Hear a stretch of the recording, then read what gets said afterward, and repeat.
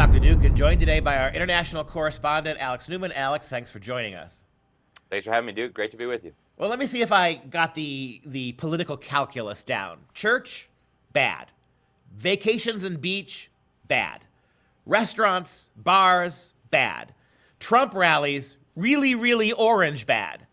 But burning statues, looting, arson, Black Lives Matter protests, and now the teaching of LGBTQ to our kids stuck at home, these are all mandated. Is that how that works?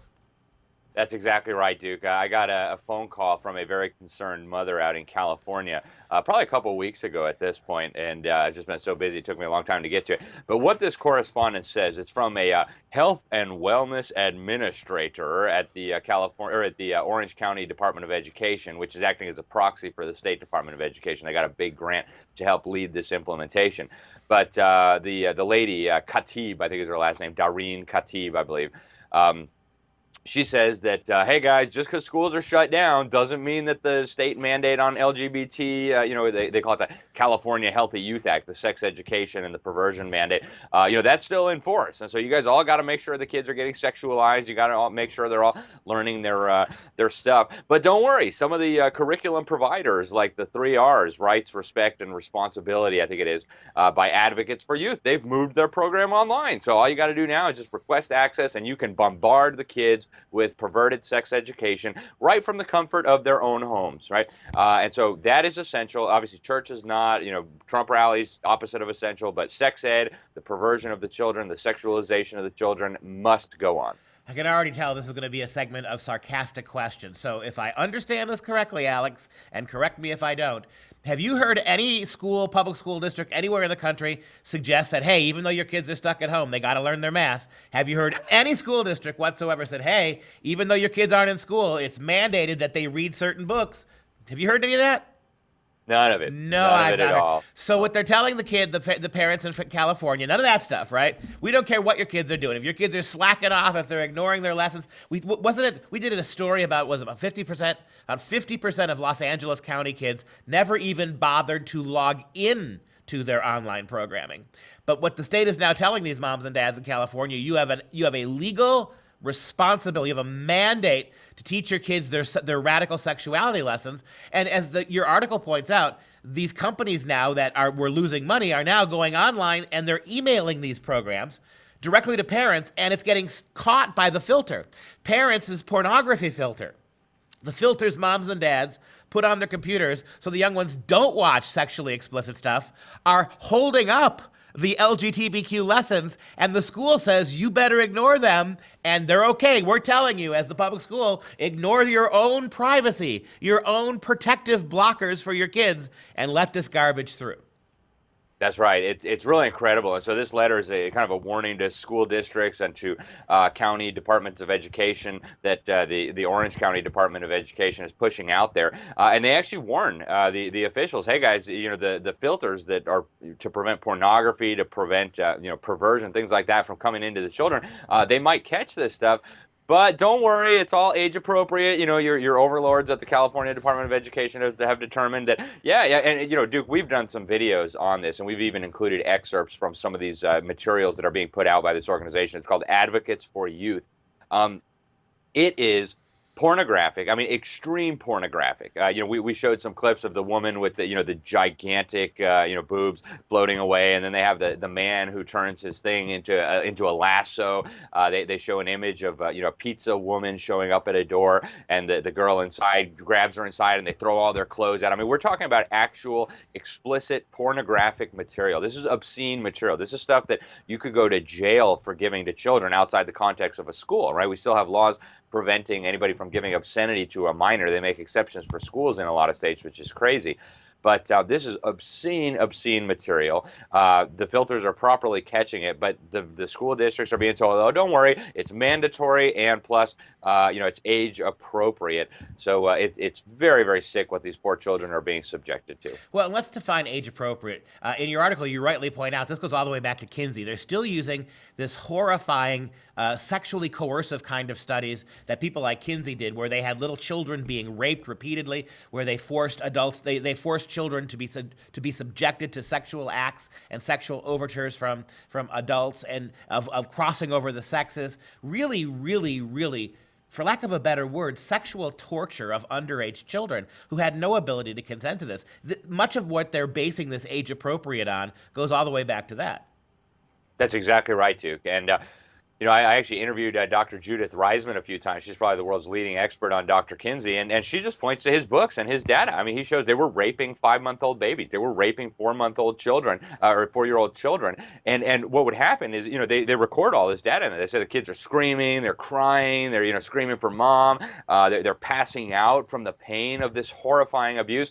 And Kinsey, in his warped, insane mind, said, oh, look, they're having a climax. This must mean that babies are sexual from the time they're born. So we have got to get into the schools. We have got to start sexualizing these children from birth as soon as we can get our hands on them, because they're sexual beings, right? That is the conclusion that this sicko arrived at, along with his pedophiles who were raping these children.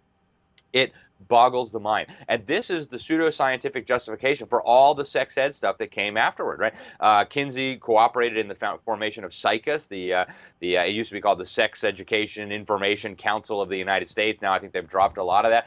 But they'll tell you this is about social justice. This is about social transformation. It's not about healthy children. And I want to add one more thing on this program, Duke, because we've talked about this before. We actually did an article about this whole issue before, just on this subject of anal sex with a condom, right? Under the 3 R's, the Advocates for Youth Sex Ed program, they have a worksheet for 7th grade children.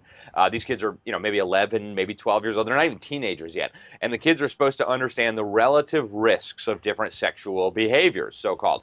And one of the things on there is sodomy, right? Anal sex. And they say, oh, if you're using a condom, it is a low-risk activity. Well, we went over to the CDC. The CDC says in 30 to 40% of cases, even if the condom is used properly, the venereal diseases, including HIV/AIDS, will be passed on to the person being sodomized. So do the math here, right? 30 to 40% of children being sodomized as a result of this absolute lie being taught to these 7th grade children will end up catching venereal diseases, including potentially AIDS. They'll end up dying very prematurely as a result of this. And yet, according to California law, it's supposed to be, what do they call it?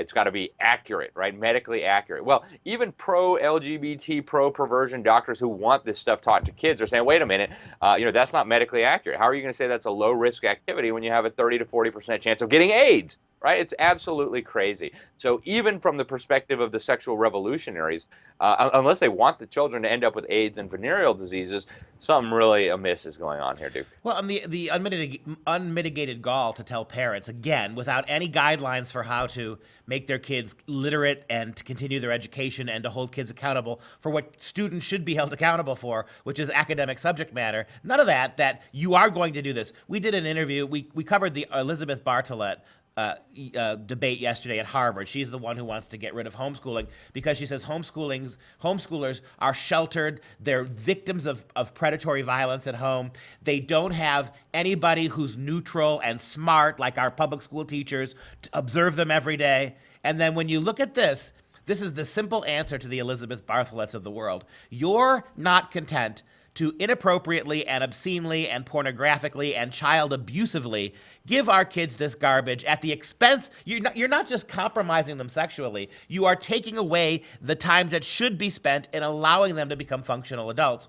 And now you're telling moms and dads at home who have been forced to quote unquote homeschool because of COVID, you're not going to worry about the math, but you will do this. This is the mandate. Let that sink in. And when you hear people like Elizabeth Bartholet, just get really angry and fight them very vociferously. Before we go in the minute left, let's talk about RRR. My point just was made by you. RRR is one of these organizations that's pushing this radical sex education. When we used to talk about reading, writing, and arithmetic, that was what we thought schools were for. Teach them to read, teach them to write, teach them math. But notice how they're not even pretending anymore. They've got programs like RRR, which stands for rights, respect, and responsibility. It's all sociology. All sociology. 30 seconds. Take the last word on that. Yeah, and Duke, this is not a mystery. We have a lot of data now. We've seen a lot of studies. Dr. Melvin Anchel, who actually did some studies for the federal government, has shown that this kind of perverted sex education being pushed on little children is going to have lifelong damaging consequences for them. It's going to affect their future marriages. It's going to affect their future families for the rest of their lives. This is child abuse. They're training kindergartners now to believe they might have been born in the wrong body.